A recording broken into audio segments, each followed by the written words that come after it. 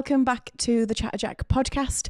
Today I'm joined by Jordan Stachini from co&co, and I'm going to hand straight to Jordan. And would you introduce yourself, please? Yeah, of course. So I'm Jordan, founder of co&co. We're a marketing agency based in Manchester city centre. So what I thought was just down the road actually is miles away. We specialise in three main areas: strategy, hardcore, how you're going to make the till ring, branding, both for products, businesses and people, and then offline activations as well. So like brand collabs and events and different things like that. Amazing. Thank you so much, and thanks for joining me this morning and for the drive. I know it didn't take you 5 minutes to get here. No, so I'm going to get snacks for the way back for sure. The Tesco's just across the way, so we'll sort you out on that one. So you're the founder of co&co. So tell us a bit about how that journey started. How many years ago was it?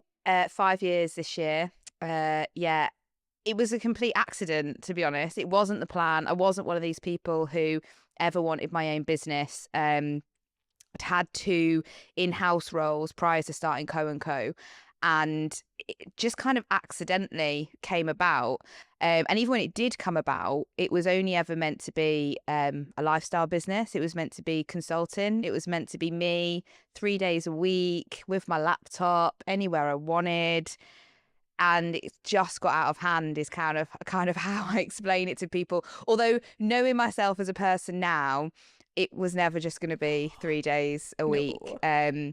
It never. I mean, it's like 8 days a week now. And I still find time to fit different things in. But yeah, I wasn't one of these people that, as a kid was like, my mum and dad didn't have their own businesses. There wasn't anyone apart from my auntie and uncle. I didn't know anyone who had their own business. So it wasn't anything I kind of ever aspired to. Although saying that, I think when I was a kid, I definitely had what people probably call like entrepreneurial traits. So my first job was actually I would forge the email. I would forge the signatures in my friends' homework diaries from their parents. I was 10, and I did this in exchange for smelly gel pens. Oh my God. I was obsessed. So I basically I was really good at doing my own mum's signature. I mean, even to this day, she'll like ask me to sign things because I can do it really well. So I did that at 10. And as the daughter of a policeman, when he got called in for basically forgery, I think he was part proud and part like, we're going to need to watch her because, this could go awry. But yeah, I think that was my first business. So if I hadn't done this, it'd be a life of crime, probably. I love that. So I'm going to completely touch on that point then. So what did your school report say? So I was one of these kids, probably quite annoying to teachers in that I was good, like as in I was good at the work. I got it. I didn't find it difficult. But therefore, I kind of could find it a bit boring. So I think, my school report was very much about, Jordan's really good at whatever subject it was, apart from science and maths. But, my English report, my history report, they were always really, really positive. And but the overriding tone was Jordan's really good, but needs to talk less. Jordan's really good, but needs to distract people less. Yeah. I actually was in a classroom once where I got voted out the class. Stop Yeah. it. So me and my friend, I was about 14 or 15, and it was a history lesson. And I loved history at school. I absolutely loved it. And me and my friend were just, I think it was a Thursday afternoon, we were messing about. It was, getting towards the end of the school year. And basically the teacher had enough of us and one of us had to leave. No one was volunteering. So we put it to the vote and I got voted out of the classroom.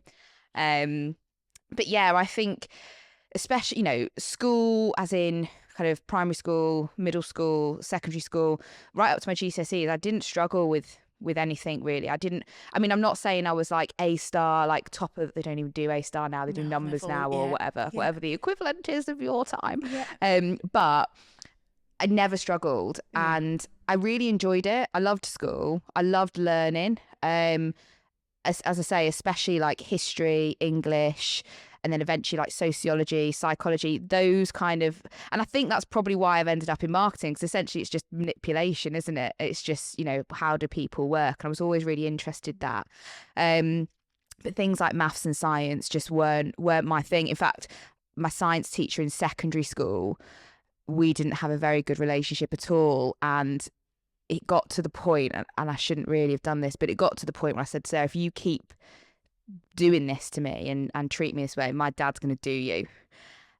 We then had to see a different parent at parents' evening. I actually got put in detention once, and I hadn't even been at school the day before, and I got put in detention, and that was the final straw with me, because I thought, look, I know I can be disruptive, I guess, but never to the point of like stopping people learning. I just always wanted to chat and just like entertain, I think. And yeah, we didn't get on great, but you know, all my other lessons and teachers I absolutely loved. I love that. Thank you for sharing that. Thank you. And I'm going to touch back on to the subjects that you studied at GCSE. So you said you had a mixture of sort of history, sociology. Was that in there? So sociology was A level, but GCSE I did obviously English, math, science, as everyone had to do back then. I did French, history, art. I think that was probably it.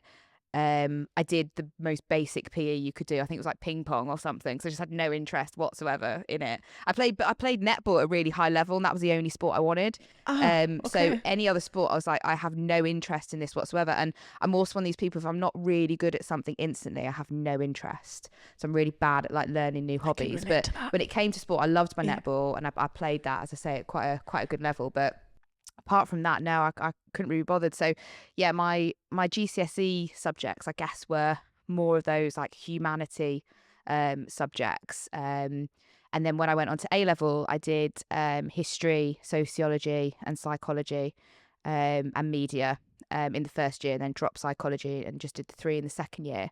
But yeah, always, I think looking back, subjects around people.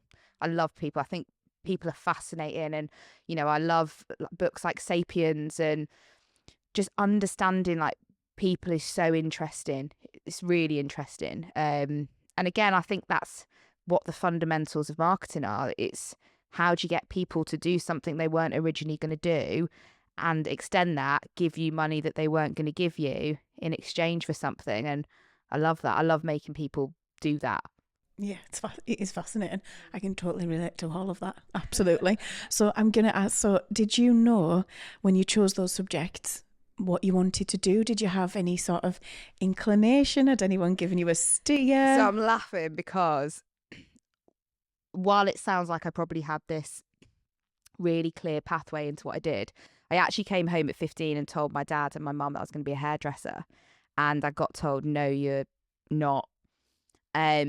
And that wasn't, you know, that's not disparaging against hairdressers or anything like that. It was because I came from a background where I was very fortunate in how I grew up, but my dad's background had been very different, and he had grown up on one of the worst council estates in Manchester. He'd pulled himself out of that world.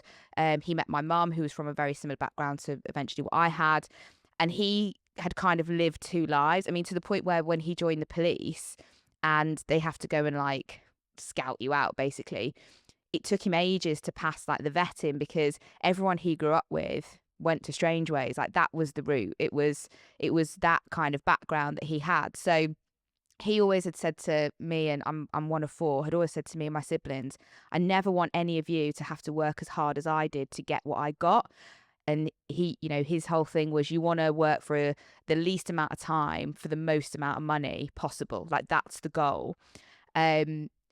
So when I came home at 15 and said, you know, this bright kid as well, who's not really having to try at school, but doing well, and, you know, has got a bit about them and everything else. When I said, I want to go and be a hairdresser, my dad's instant thought was, well, you know, you're signing yourself up there for quite a low paying job to start with. Yeah, you know, it's graft, it's long hours, and the college that I would have to go to was like an hour away. And, you know, I grew up in quite a rural area. So that, and I think when I was, you know, 15, 16, I think part of that was exciting. Like, oh, I get to go to like a town. Yeah, go to the city. Yeah, exactly. Yeah, And see be the around lights. different people. So Yeah. I came home and said, you know, I want to be a hairdresser. And he said, no, you're not. And, you know, his whole thing was, okay, so how much do you think a hairdresser earns? And at the time it was about 12 grand a year or something. Now I'm 15, so I think 12 grand is like loads of money, right? So he said, well, okay, it's about 12 grand a year. How many months are there in the year? 12. Okay, so what are you getting every month? £1,000. Okay, then you've got to pay tax. What's tax? Okay, let's say that comes down to £800 a month. Then you've got to put food in your cupboard, you've got to run a car, you've got to buy clothes, you've got to pay rent or a mortgage, or how much do you think you've got left at the end of that £800? And that was, I mean, I do say to him now, if I had been a hairdresser, I would have been Vidal Sassoon. Like, I would have gone for it. But I know you well enough to know that you absolutely would have. Yeah. But like that's probably where I would have wanted to go with it. But I get that reservation. So he said to me, look, if you still want to do that in 2 years, then do it. But right now, go and do your A-levels, because his whole thing was you'll always have them in your back pocket. No one can take them away from you. And all it does is it opens you up to more, well, in my opinion back then, opened you up to more options. We can come on to whether that's still the case now. But so I went and did my A-levels, and I found that jump from GCSE to A-level incredibly hard. And being the kid who hadn't really had to try for my GCSEs, had kind of just rocked up to the exams, done well, retained information, did my A-levels, and I messed them up royally in the first year. I had to resit most of them in the January so I could carry on doing my ASs. Yeah. So back then, I don't know if it's the same now, but you had AS and you had A2, didn't you? And then together they were your A-levels. So I did the first lot of exams and I had to resit, I think 3 out of the 4 in the January, because I just hadn't got what I needed to carry on. And then be studying the next. Yeah, and then be studying for the next. And that jump was massive. And I really struggled to get my head around that. But I kind of just got myself into a place of, this is a means to an end, because if I do this for 2 years, I can then go and do the thing that I want to do. One of my subjects though that I did, as I mentioned before, was media.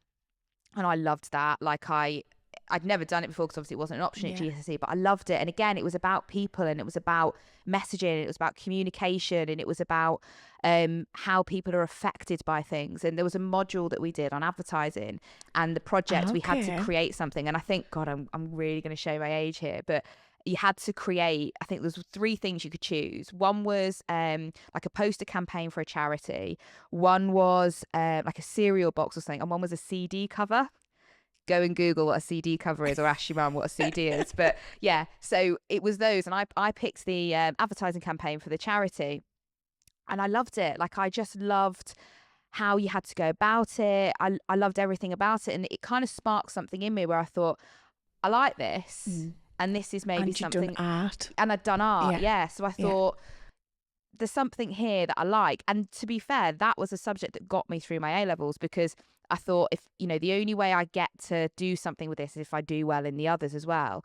And then in A2, you dropped one, you just carried on with 3. So I dropped psychology and carried on with the sociology and the history. And then, that conversation then comes around when you're kind of halfway through your second year of A-levels of who's, you know, I mean, back then it was who's going to uni and who's not. If you're not, we don't have any interest in you. So I thought, okay, hairdressing can maybe wait again, which my dad was thrilled about. And I explored that, and I went and did advertising at Chester Uni for 3 years, and ended up, so I applied to do single honours advertising, and I couldn't find anywhere that just did single honours. I think there was Southampton and Chester that did it. Okay. I knew I wanted to be up north, like close to my family. Yeah. So I applied for Chester, single honours advertising. Loved the course. It was like 35 hours a week as well. It was like the closest you could get to like the real world. It was all ran by people that had been in the industry. I just loved everything about it. But I decided I needed to have a break from education. So I had a gap year. So by the time I went back to uni or went to start uni, they changed it and you had to do it double honours. So you couldn't do single honours anymore. So I had to pick something else to do it with. And I picked media because I'd enjoyed media at A-level. But me being me, I was like, this isn't what I've signed up for. So literally, I think second day of the course, I went up to the head of the advertising module course, whatever he's called, and said, listen, I applied to do single honours and you've changed it this year, so it's not possible. How do I change it back? And he just kind of looked at me and was like, no one's ever asked me that before. And I was like, okay, but what has to happen? You've changed it for a reason. So what would be a reason to change it back? And he was like, well, you'd have to get over 51% of other people in the class to also want it. You'd have to do da. I said, right, what's the first thing I have to do? He said, you have to go and get 51%. Sorry, you have to get 50% of people to want to do it. I came back with 51% because I thought, you're not going to get me on a technicality.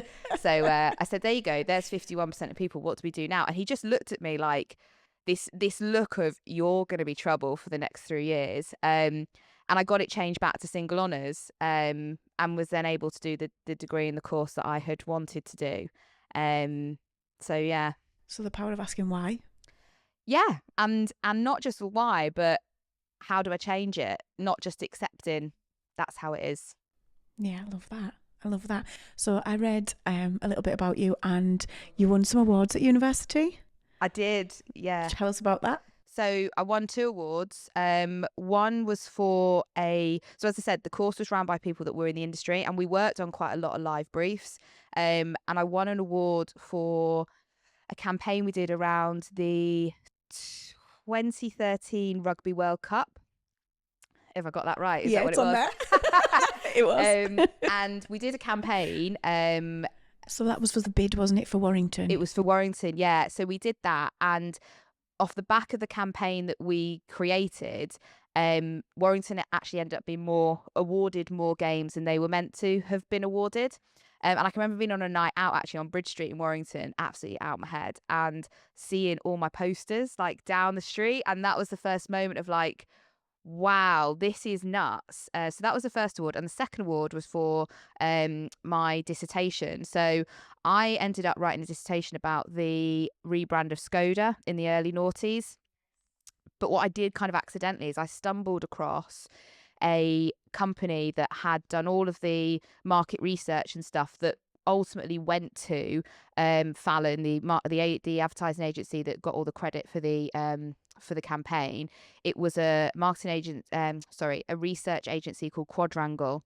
And you got that down there. Yeah. And I even went to go meet them in London. I interviewed the people that worked on it, and I ended up writing my dissertation about the real story of the rebrand. And again, I guess going back to that thing in me of like, why, like the people side of it and the research that Quadrangle did into the market and the perception and all that, that's the thing that really got me. But that was the reason I chose Skoda in the first place was we had that as a module in one of our lectures, and all we were taught about was Fallon, and we were taught about the creative, and we were taught about the execution. But what I kind of shone a light on, I guess, was all of the grounding that went into that and all of the understanding. And I think that's why, to me, strategy is so important, because you have to understand why you're doing it, and you have to be making your decisions. And, you know, when you're dealing with clients' money, you have to be making decisions for them based on something.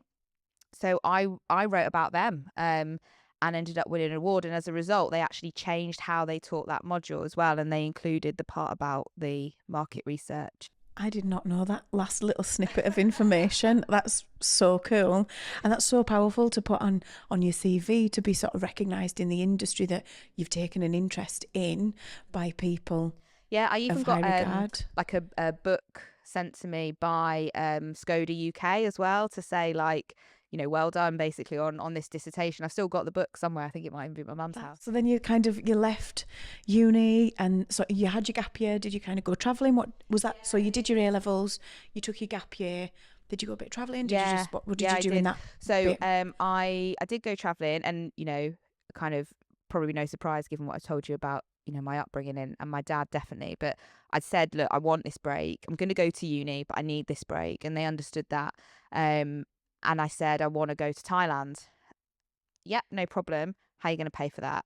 So while my other friends were having their gap years paid for, I was working in a call centre. And actually, so I joined it's like through a temping agency, and I thought, what can I do just to like earn money? I thought, just go work in a call centre, right? So I went and worked in this call centre, and after a couple of weeks, I think they thought, oh, this girl's got like a GCSE in English. So I ended up being the person, it was like National Rail. I ended up being the person that people wrote the complaint letter to. And this back in the day as well, when people still wrote letters. So I was the person who responded to people's complaints. But that was also a really good experience working there as well. I mean, it taught me even more that value of money, and as we were growing up, all of us, there was this work ethic put into us of like, you have to work hard, nothing comes for free, and if you want nice things, work hard, and if you want even nicer things, work even harder. And that's something that's in all four of us, and we've all gone on to do very, very, very different jobs, but all really kind of excelled in our field. But it's that work ethic that is in all of us. And what was good about that experience was I was around people in that job who were my age, and that was their job, and that was what they were going to do every day for however long. Or I was around people that had been there for 15 years, 20 years. And I don't mean this in any derogatory way whatsoever, but I can just remember thinking, this can't be it. Like, this can't be what going to work is. Like, you know, they didn't enjoy it. They didn't like it. They had no job satisfaction. It was just, this earns me money to go and do the things that I want to do at a weekend. Like money exchange for time. Exactly. Yeah. And I just thought, oh my God, like 5 days is such a long time to do something you don't like for 2 days you enjoy, and maybe a week away every year on holiday. And I think, again, that just kind of gave me that bit of fire in my belly of whatever I end up doing, I have to enjoy it, because I've seen too many people not enjoy what they do. So then I went to Thailand and messed around there for a bit. And then, came back and went to uni and told them they got that wrong and to change that. In the Jordanist fashion. Yeah, in the Jordanist way that I possibly could. Amazing. And then you left there. So your first job, was that with Hidden Creative? Was that with... No, my first job was actually at an agency called Cygnus, I think they were called, back home. So I had planned to stay up north after uni and stuff. But a friend of mine actually had ended up having quite a bad accident, a really good friend of mine. And I just kind of had this moment of realization of, I've been away for a really long time, and I haven't actually really spent a lot of time with the people that I care about. And I was really like focused. Like my third year of uni, I was so focused. And I just thought I'll just go back home for a bit. And I did. And as I say, I grew up somewhere really rural. And after about 3 months, my mum was just like, this is not you. Like, this is not what you wanted to do. Like, you know, my friend was much better by then. So, you know, go back to Manchester. And I literally handed my job in. I got on Google. I found 10 flats, 4 jobs, went for interviews and house viewings on the same day, got myself a job, got myself a flat, and moved to Manchester. You don't do anything by halves. No, if I'm doing something, I'm absolutely doing it, and I'm doing it in about 10 minutes. Yeah. Love that. So then I went to Hidden Creative. Yes. And they were that was a really cool company actually, because they were real forefront of like technological marketing in terms of like CGIs and nice. kind of augmented reality and all that kind of stuff. So that was really interesting. But I was only there for about 3 months, because I actually ended up having quite a bad accident 3 months in. I'd gone home for the weekend, and I'd gone out with my friend, came home, and as I say, really rural where we lived. We're staying at her house. It's like this country lane, and I got out of a taxi. It was Easter weekend, and it was really snowy. I remember it being icy, and I put my foot down, and my foot just went the opposite way to my body. Taxi driver stood me back up, and it went the other way, and my foot just ended up like at an angle. Yeah, it's horrible. That resulted, fast forward, 6 months in wheelchair, learning to walk again, pins, plates, rebuilt ankle. So, you know, not my plan. Obviously, had only just been in that job, didn't know when I was going to come back. Obviously, they couldn't sustain that. So then I'm in a position where, well, I've got a flat to pay for. I've got a life now in Manchester, and I needed to get myself better. So once I was kind of on the road to recovery, I started applying for jobs again, applied for a job with a property company, ended up getting that. And then I started there as a marketing exec, and I left as head of Europe and Africa after 5 years at about 28, I think I was. It's massive. Yeah, it was mega. That company that I worked for, I've said this before on different podcasts and to different people, there are things that I do now and know because of that company, and I would not be where I am and know the things I know, and even be able to work with some of the people that I work with had I not worked there. Like they completely invested in me, shaped me, It was a real commercial environment as well. So that's where I kind of got this ROI obsession from. This, like, you have to track everything back. And the CEO's kind of mantra there was, imagine it's your pound, you know, would you spend it? And that's what I try and instill into my team now of, you know, you come up with all the best ideas in the world, girls, but if it was your pound, is that how you would spend it? And I still make decisions based on that now It's for the powerful. business. That's really powerful. But I owe them a lot. They were a fantastic Amazing. company. Amazing. So you climbed the ladder there, you kind of went up through the ranks and got sort of head of marketing position there. And then you jumped ship. Yes, went to a competitor. And it was one of those things where I'd built myself up that reputation, credibility, people knew who I was at that business. And I then got asked, come and bring your bag of tricks here, and do it for us. And I think that is the moment I realised this is the last time I'm going to work for somebody else. I don't know what I'm going to do, but I just can't see myself doing this again.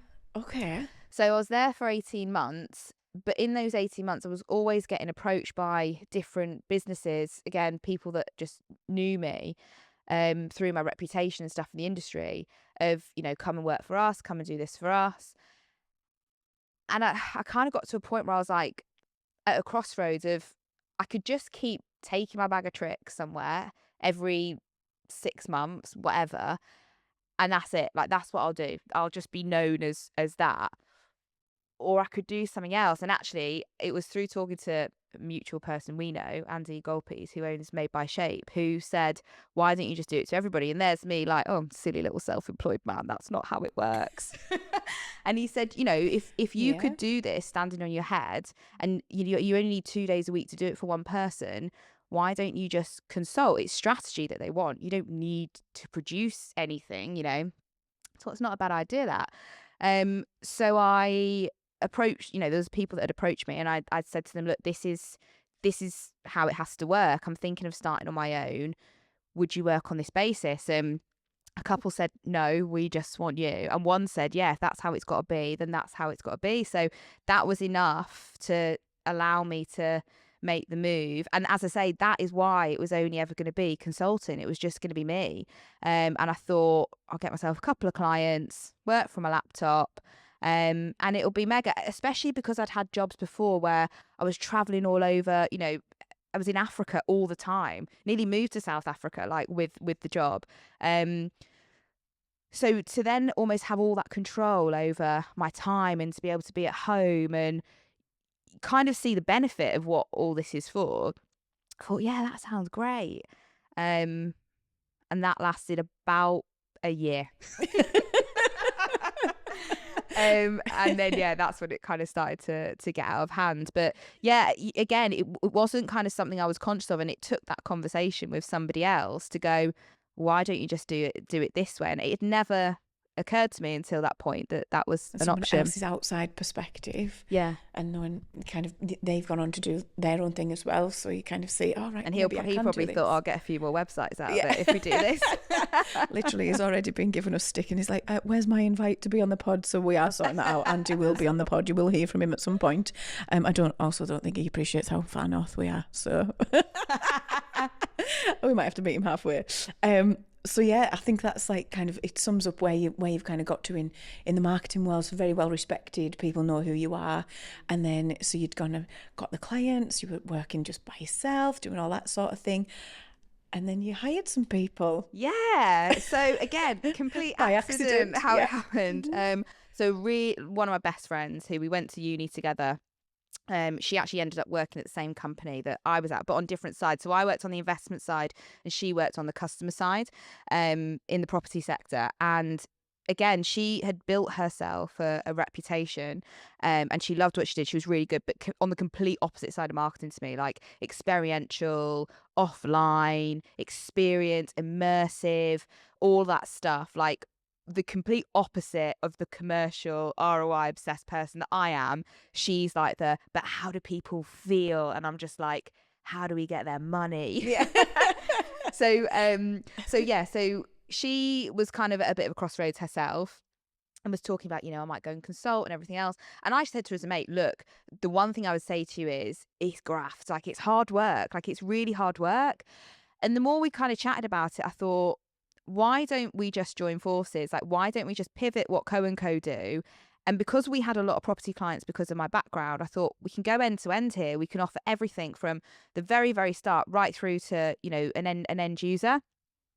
So I put it to her and she was like, yeah, like, let's do it. So we did. And then that just overnight opened us up to so many more opportunities, and also allowed us to expand what we were doing with the clients we had, because we then had that second bit, the delivery angle. Yeah. And then it was just meant to be me and her, and now we've got a couple of kids and everything else. So yeah, that was the real a real boss, the real boss. Yeah, the real boss, Kev, the real boss.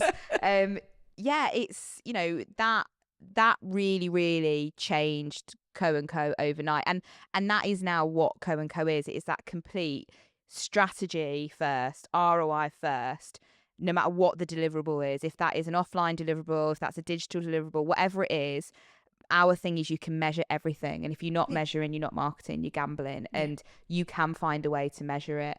And that's great from her perspective, because what she's doing, the bit she specialises in, is often so untangible, and people kind of shy away from it because they're like, we can't measure that. And we're like, you can.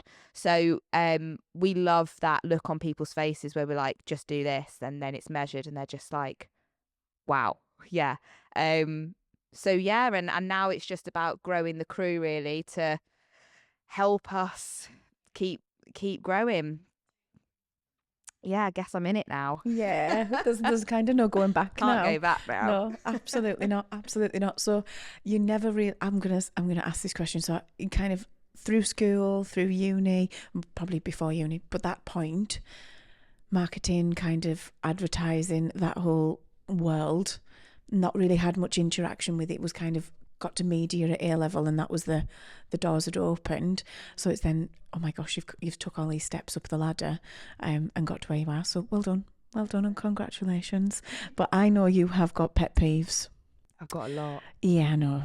So if we can if we can keep it PG, I think the biggest one for me. So I think you posted about this not too long ago.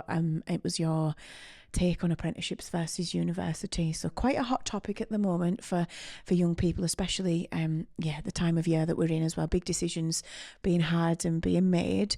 So if you were Jordan now, what would you tell yourself? Would you still go to university? If I was back to Jordan at 18, no, I wouldn't. Would you not? No. Despite the awards? Yeah. Opening the doors? The awards didn't get me a job. Yeah. I got the job. Yeah. So just to go back a tiny bit. So I have talked about this, obviously, as you know, on LinkedIn. Went a little bit nuts. Got picked up by LinkedIn News. I got this notification like, you've been mentioned alongside Sky News and The Telegraph and something else. I was like, oh no, what have I done? So just to give my take on it, I put a post out on LinkedIn probably about a year ago, maybe now, saying that when it came to entry-level positions, specifically entry-level positions at co&co, we weren't going to take on any grads anymore. And my reason for that was based on 10 years of building teams, interviewing for entry-level positions, and seeing the change in graduates. Now, the other thing I'd say is this was not a dig at graduates. This was a dig at universities, because I obviously said about the university I went to, and it was 35 hours. It's close to the real world as you could get to. And we stood up every week in front of two creative directors, one from Manchester and one from Liverpool, and we got ripped apart by them.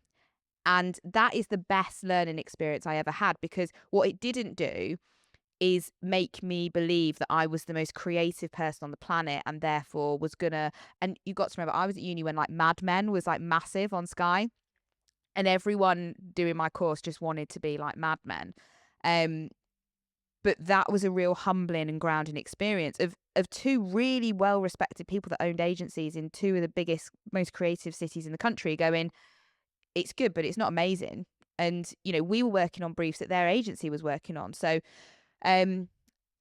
my gripe wasn't with the grads, it was with the universities. But what I was seeing was this entitlement, this kind of, you know, grads coming out of uni, walking into jobs and expecting overnight responsibility and a feeling of, because they'd read a book, they didn't have anything else to learn, and this almost not accepting that the real world doesn't work the same as what you're taught at uni.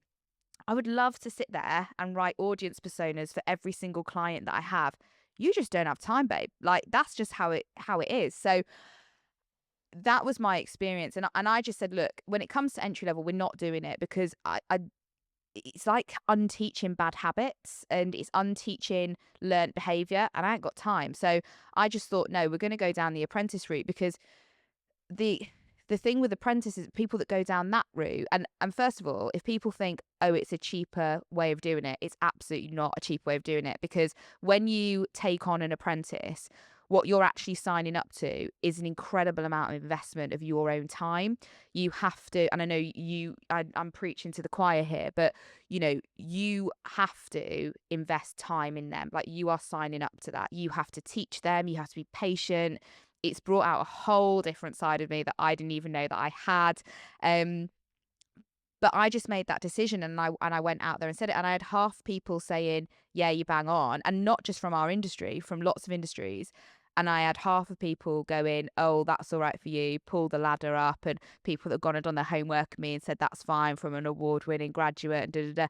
And, I was at uni decades ago, right? Like, ages ago. You know about smelly gel pens that we've identified an age group. Exactly. Yeah. But it's not about that. And I'm not saying if you've been to uni you can't come and work at co&co. I'm just saying you can't cut your teeth with us.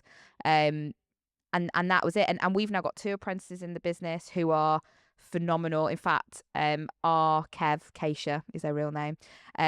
She's just been nominated as Northwest Young Apprentice of the Year. And they're just amazing. Like, they're fantastic. And what's so lovely about having them in the business, what's so refreshing is they want to learn, but they want to work as well. They don't see the value in going to uni anymore. And in fact, one of the girls has got a best friend who's at uni doing marketing. I think she's at Leeds or something like that. And I said, what's going to be really interesting for you is you're going to have 2 very different experiences. And in 3 years' time, when she comes out with her degree, you'll have 3 years in the industry. You will have more to offer. Not that she should go anywhere, because she's chained to her desk. She's never leaving. But if I was 18 now, no, I wouldn't go to uni. I'd go down the apprenticeship route. That's so fascinating. And to hear it from you that excelled at university, got introduced to all these amazing companies, contacts. I was really good at reading books and remembering information. Yeah. That's it. I was just the best at that. Yeah. And then the social side will have really fulfilled everything else that you needed. And all that sort of exactly. Stuff. Yeah. Fascinating. Well, I have a couple more questions, because I always do. That's all right. So the industry that we work in has a reputation of moving at lightning speed. So obviously we've got apprentices in both our companies. What advice would you give to them to keep on top of trends, on top of sort of things that are coming out, and to spot what's just a bit of a fad versus what's an actual shift in industry?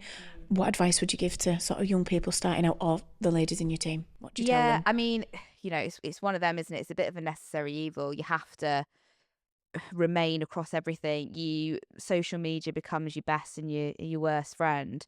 I think the identifying the fads is interesting. And one of the things that we were talking about in the office the other day is that we've started to see, annoyingly, marketing agencies do this, and I find it quite lazy. They're almost trying to start their own trend, and it's really obvious. And I don't know whether that's obvious because we're in marketing and we can see it, or whether it is just obvious, but it feels really lazy and it feels a bit fake. Like, it doesn't feel organic. And the thing about trends is they're organic, like they naturally gather momentum. So I guess there's that element to it. Like, don't try and force it. Like, and if you see something, it's all well and good, like being the first to jump on something, but if you jump on everything, you're going to jump on some bombs.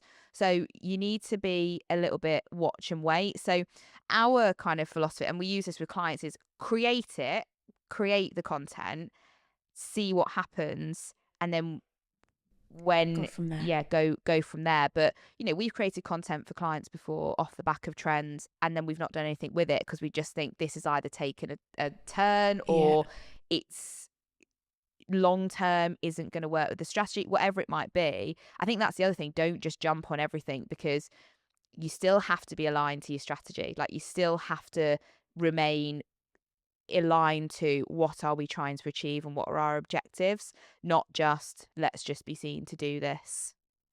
I love that. No, thank you for sharing that. And then I suppose on the back of that then, has there been sort of any major setbacks or any, things that you've done and thought, oh my gosh, we shouldn't have gone down that road, or not necessarily just as co&co in your corporate career? Is there any sort of thing that happened that you've had to think, oh gosh, that maybe hasn't gone how I would have thought it would have, and this is what I've done to overcome it? Is there anything that you can think of that, oh gosh, if I could rewrite my history book, I'd scribble that bit out in your career wise? I think, career wise, loads. I think the biggest challenge that I've faced at co&co is the recruitment side of things. I think when it's yours, I wanted to create a place where people, like on a Sunday night, were buzzing to come to work on a Monday. I never ever want anyone to have those Sunday scaries. And I tell everybody in the recruitment process, if you ever feel like that, just let me know on Monday morning and you can go. Like, I never want someone to feel like that. So I try and create an environment, and I think I do create an environment where it is fun. People love being there. It's a empowering and positive place to be. And I never would throw my weight around as, sometimes there are decisions, this, that you have to make where the buck stops with you and you have to go, no, this is what we're doing and I need everyone behind me on it. But every decision I make with the best intentions of my team.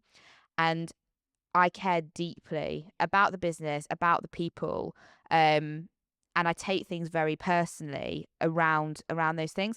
So when it comes to recruitment, we haven't always made the best decisions. And, I think when you get to that point of recruiting people into your business, it's exciting because you're like, wow, this is a thing now. Like, this is real. Like, I'm responsible now for someone else's mortgage or rent or whatever. And it's terrifying. But at the same time, you're like, this is a milestone. And I think with previous hires, we've got that wrong. And I feel like because that's not gone the way I wanted it to, I've taken that personally. And, sometimes that's through the circumstances in which people have left. Sometimes that is how people have, the implications people have had on the business. So we actually, I can remember calling you actually and being like, mate, this has happened, what do I do? We lost a client because of somebody within the business. And, the clients that we have are largely based on my relationships with people. And when we bring someone into the business to work with, it's sometimes months, years of me building these relationships, working with people.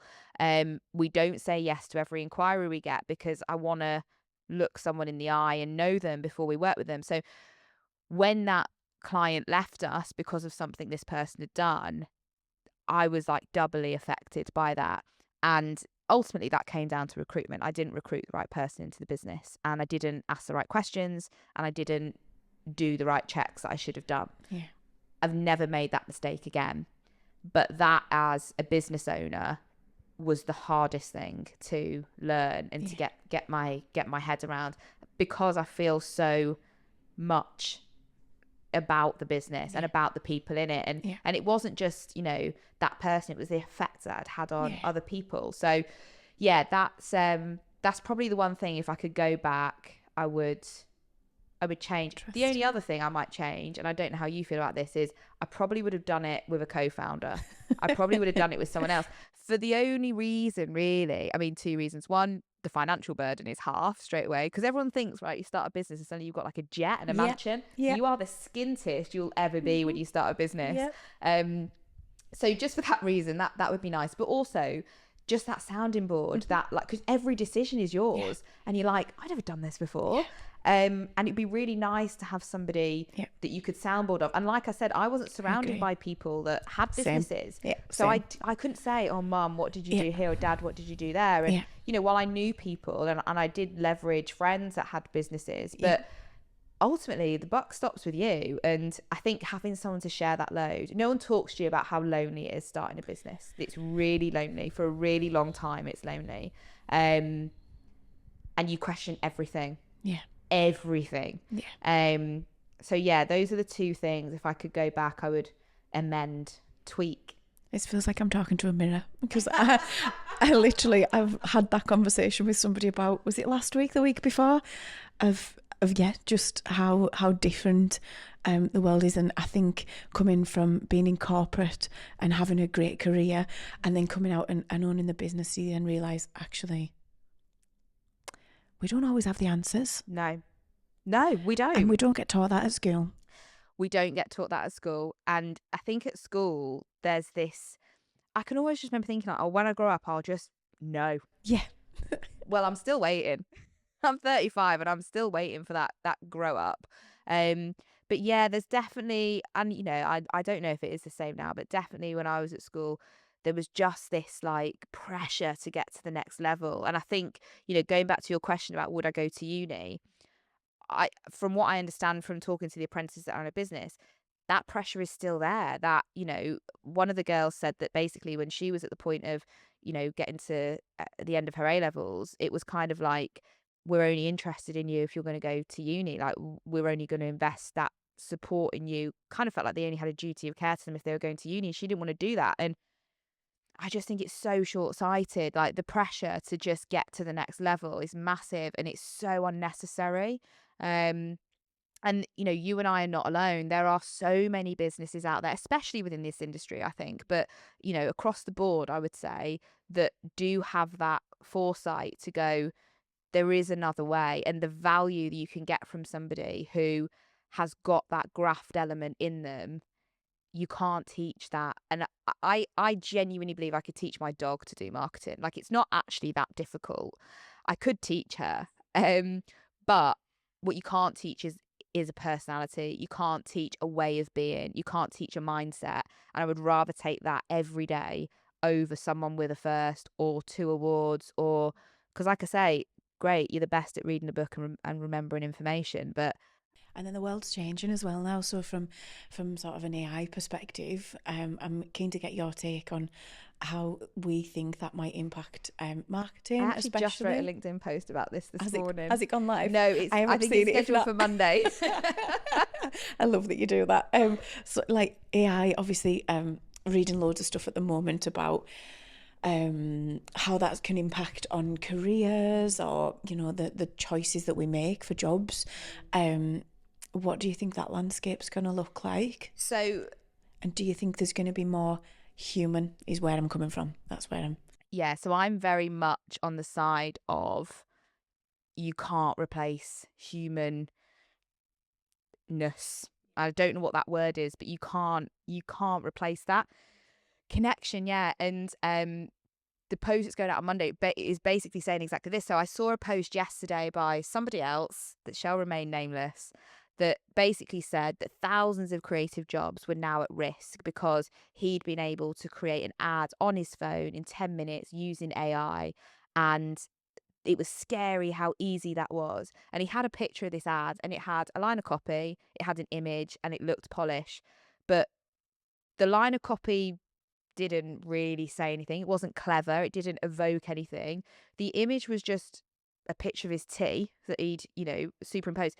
And it was forgettable in about 5 seconds. So while it did have a line of copy, an image, it didn't have any creativity. It had no connection. It had no rapport. It didn't speak to anybody. It was just bleh. Ticked a box. It ticked a box. Yeah. And I think there is a place for AI to support, especially when it comes to like idea generation, especially when it comes to just efficiencies and stuff like that. But when it comes to what is going to make Lindsay tick, I just don't think we're there yet. So based on this guy's post, I think I ended it by saying, like, calm down, Terminator. Like, all the creators and copywriters can sleep well in their bed. But I think it's like anything. There will always be a place for a cheaper, more efficient version. You will always pay a premium for something else. It's like furniture. Like, furniture's been made by machines for years. That's fine. Like, you can go and get your flat pack bookcase from IKEA, and that's totally fine. You can also go and get a bespoke handmade bookcase from someone else. It's going to cost you more, but it's probably going to last you longer. It's going to be unique. It's going to be what you want. And that is kind of my comparison for AI, in that there is a place for it. But do I think I'm going to be out of a job because of it? No, because I genuinely believe I will always be better than a computer. I love that. I love that. So our advice to our young people is the robots aren't coming. Is that what you're saying? The robots aren't coming, but, you know, maybe just buddy up with them a bit. Oh, make friends with them. I like that. I like that. So then, given that you just touched on sort of day to day, what kind of you do there? Do you use sort of a bit of AI? So what does your day-to-day look like? I know you're a 5 a.m. get-up girl. I am a 5 a.m. get-up girl, but I'm also a 8:45 go-to-sleep girl. So I'm not one of these, like, psychos. I'm just better in the morning than I am at night. So what does a typical day look like for it's Jordan? a 5 a.m. alarm. Yeah. 5 till 6, I'm either at the gym or I'm walking the dog. If I'm walking the dog, that's also my power admin hour. So I'll walk her and I'll do my admin on my phone. If I'm obviously at the gym, then I'm just at the gym. Then it's the office, with clients, with the team. It's doing the do, really. It's, you know, in the trenches still with them. There's still things that I like to do, that I don't want to hand over.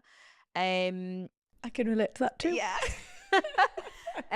But yeah, you know, that's it. Every day is different, you know, in terms of the clients we work with, the things we do. You know, it could be photo shoots one day, it could be content creation one day. It could literally be like, yesterday was literally sitting at my computer from 7 a.m. till about 4 p.m. yesterday. So it is varied, but then ultimately it's going home, dog out again, food, maths, and bed by 8:45. Rock and roll. It's rock and roll, isn't it? It is rock and roll. I love that. No, I really love that. Thank you for sharing that. And then I guess final thing was, what would you tell Jordan? What would you say to young Jordan, or all of our listeners?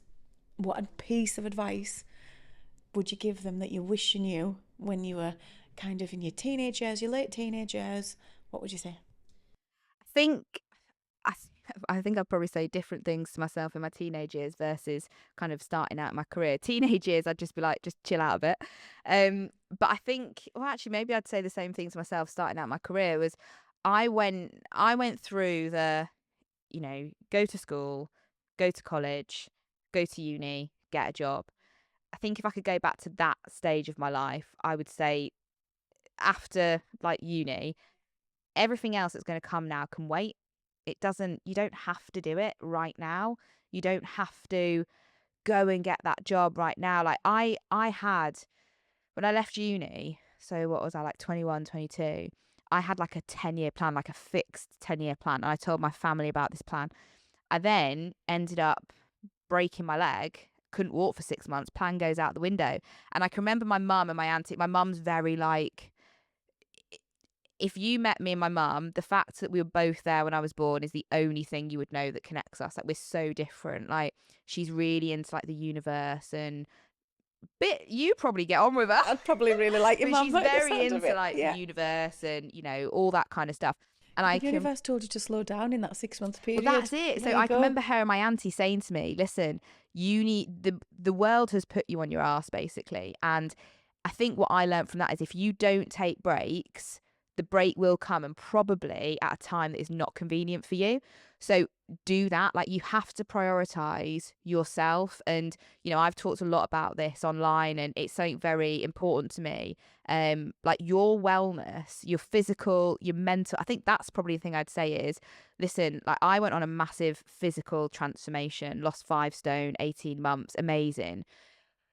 But actually what came off the back of that was a real understanding of the importance of, like, mental health. And I think that is probably what I would go back and say to myself at any age, is how you feel in your head is 10 times more important than how you feel in your body, because the two are intrinsically linked. And you have to live every day of your life with you, and really you're only ever accountable to your future self. And I always say, if I can sit down myself in 5 years, 10 years, whatever, and sit down with that version of me from 5-10 years ago and say, and they can say to me, do you know what, you made the best choices you could with the information you had at the time, and you've done all right, I'm happy with that. But you cannot put a price on your own wellness. Like, it has to come above everything else. It has to, because you're no good to anybody or anything if you're not well. And I do worry about younger generations, and again, having 2 young girls in the office and listening to their experience, and they're really like headstrong, like they're kind of older than their years. And I mean, they do remind me that I'm about 147 when they like what did they say? One of them the other day was like, oh, I'll be DJ, I'll put some old school R&B on, and she put Rihanna on, and I was like, oh my God, didn't know who Arnold Schwarzenegger was the other day even. I was just like, girls, I'm going to need you to leave. But, you know, listening to some of their experiences. Never been in the red hair Rihanna chokehold era. Never. I know.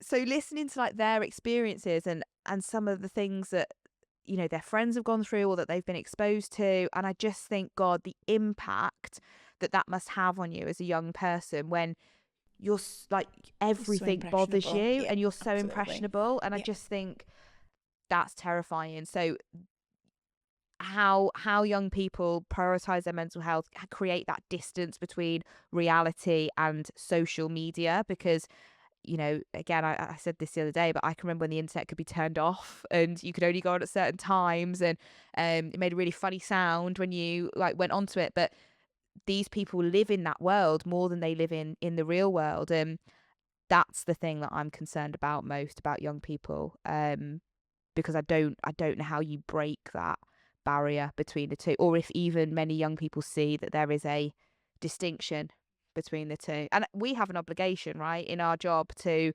ensure that what we're putting out there content wise isn't detrimental, because people are going to see it and we're responsible for that ultimately. Yeah. No, you're absolutely right. And I think we had some calls not that long ago from one of the BBC radio stations about an advertising campaign that had gone out, and it was a brand that shall remain nameless, but the Ofcom people have been in touch about their model and the size of her, and she was quite thin, so that whole debate is coming back up. We grew in that era of Kate Moss. Well, do you remember the Special K 2-week diet? Oh yeah. Eat 2 bowls of Special K every day, and in 2 weeks you'll drop a dress size. Because you're starving. Yeah. And they go with the red swimsuit on. Absolutely. Yeah. But that, you know, I can remember my mum doing that and then being like, oh yeah, why don't you do it with me? Because the education just, you know, wasn't there. So and the fat-free yogurts, don't get me started on my mum and her fat-free yogurts that are in the fridge. But like there was Fat Friends on the telly, like there were programs about, and the person in Little Britain, like, you know, eat the dust, like that person. It terrifying. It is definitely. And I have one final question for you. If you could, I've not asked anyone this before, but I feel like because it's you, you're going to give me a really good answer. Oh God. But if you could change one thing in education, in the schooling system or university, whatever, if you could change one thing, for better, for worse, whatever it is, what would it be? I know that Tom's would be to bring back chips. Oh, you can thank Jamie Oliver for that. Yeah, most people won't know that's the whole story. No. So if you could change one thing, what would it be? I mean, that's a really good one. However, I'm going to go with something different. So for me, I don't think that you can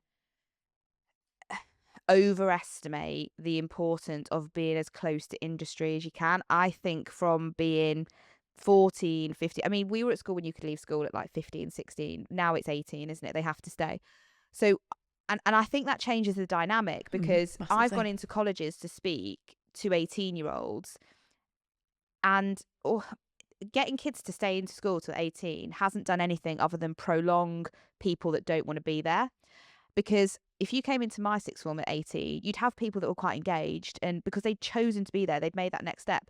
I went in to talk to these kids at 18, half of them couldn't care less about being there. And I remember being like, why is this the case? Because they have to be there. They have to be in some form of education. I'd change that. I would change the fact you have to stay. Why do you have to stay till 18? Why? I would change that, and I would, from probably around GCSE age, do a day a week in industry, any industry that you want. And not just, the 2-week work experience that we all had to do. And I don't even know if that still happens now, but, that wasn't enough, because you just had to get in where you could. Like, I have friends that went to Argos to do work experience. Like, how's that teaching you anything? So I would say take it back to you can leave at 15, 16. But from those GCSE years, year 10 and 11, again, I don't even know if they're called year 10 and 11 anymore. I think so. But I would say you've got to go and do a day a week in industry somewhere.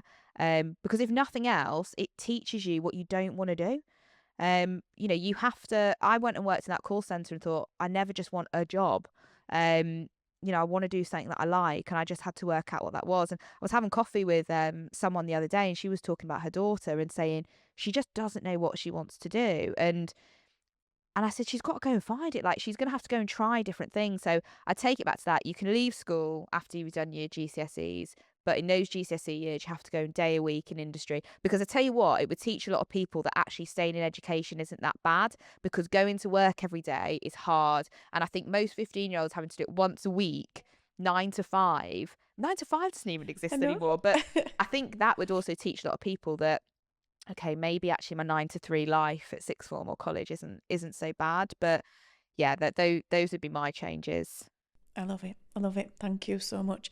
And if anybody wants to get in touch with you or follow you on LinkedIn, they can find you at just Jordan Stachini. I'm pretty sure I'm the only person on LinkedIn called Jordan Stachini. Tom will insert all the links in all of Amazing. the comment. I can't get my words out now. I'm speechless. Thank you. The show notes. So that concludes our episode of the Chatterjack. Thank you so much for being a brilliant guest. Oh, thanks for having me, mate. Taking out all the time to come up here, and yeah, we'll no doubt hear more from you in good time. Amazing. Thank you. Thank you so much. Cheers, Tom. Yay.